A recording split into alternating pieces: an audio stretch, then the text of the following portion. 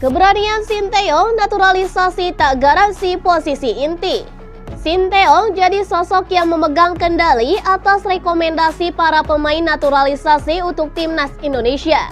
Namun, tak lantas para pemain naturalisasi tersebut mendapat jaminan tempat di tim inti di Piala Asia. Sejak program naturalisasi dimulai, PSSI sendiri sudah menegaskan bahwa naturalisasi yang dilakukan oleh timnas Indonesia semua bergantung pada rekomendasi Sinteyong. Dan sejak itulah sejumlah pemain pun mulai dinaturalisasi oleh timnas Indonesia.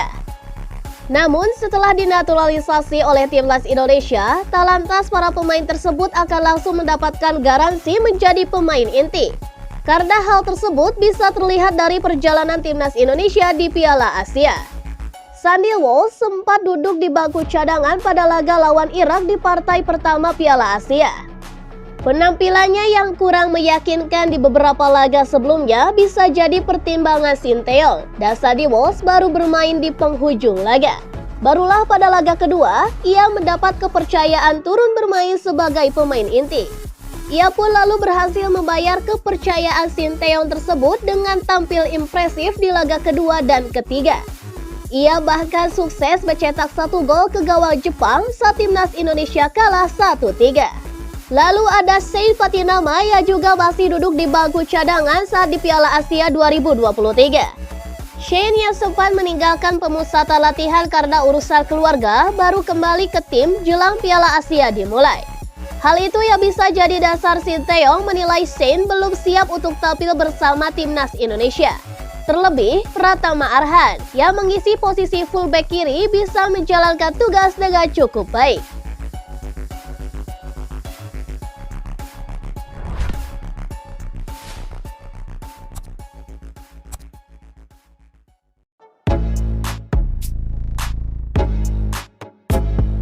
Sinteyong bidik kemenangan atas Australia. Pelatih timnas Indonesia, Sinteyong membidik kemenangan di babak 16 besar Piala Asia 2023 lawan Australia. Walau perbedaan ranking sangat jauh, Sinteyong tetap menargetkan kemenangan timnas Indonesia atas Australia di babak 16 besar Piala Asia 2023.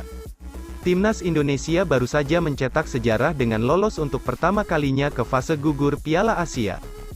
Kini Sinteyong siap menciptakan sejarah lainnya dengan terus melaju ke babak 8 besar Piala Asia 2023.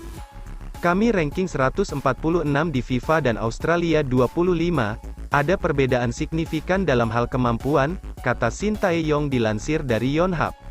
Akan sulit menghantam batu menggunakan telur, tetapi kita akan mencoba di turnamen ini. Satu kesalahan bisa menjadi penentu hasil laga, tambahnya. Bahkan Sinteyong berangan-angan bisa bertemu Korea Selatan di perempat final. Memang timnas Indonesia berada satu bagan dengan Korea Selatan. Andai Indonesia mengatasi Australia dan Korea Selatan menang atas Arab Saudi, maka skenario impian Sinteyong melawan negara sendiri bakal terwujud. Jika kita bermain baik lawan Australia dan mendapat hasilnya, dan Korea juga menang atas Arab Saudi, saya ingin pertandingan lawan Korea di perempat final, kata Sinteyong. Itulah skenario saya, tambahnya.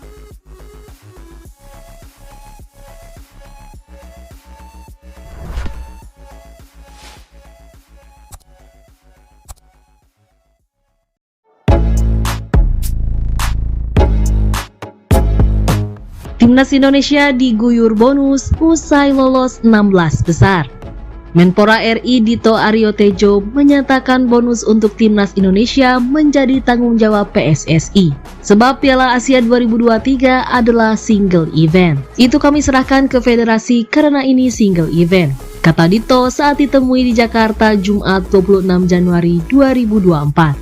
Kendati demikian, pria berusia 33 tahun itu tetap memberikan apresiasi dengan performa Timnas Indonesia pada Piala Asia 2023. Sebab tim itu telah berhasil mencapai target yang diberikan. Kami pemerintah apresiasi diberikan kepada pelaku olahraga yang berhasil mencapai target-target, tegas Dito. Ditemui di tempat terpisah, Ketua Umum PSSI Erick Thohir memastikan Timnas Indonesia akan diguyur bonus atas keberhasilan lolos ke 16 besar Piala Asia 2023. Akan tetapi, ia lebih ingin skuad asuhan Sinteyong itu berprestasi dulu. Ya, kalau 16 besar kan sudah ada bonusnya. Untuk 8 besar ya ada lagi, kan yang enak itu.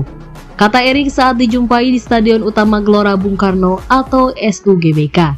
Jadi jangan bicara bonus dulu, bicara prestasi. Imbuh Menteri BUMN itu. Erik menambahkan timnas Indonesia pun harus berbenah diri menatap babak 16 besar. Dikarenakan timnya akan mendapatkan perlawanan ketat dari timnas Australia. Kembali saya bilang sama tim jangan berpuas diri sudah 16 besar. Kami harus kasih yang terbaik. Siapa tahu ada kejutan-kejutan dari Indonesia, tandasnya. Terlepas dari itu, timnas Indonesia diharapkan bisa mendapatkan hasil terbaik di babak 16 besar Piala Asia 2023.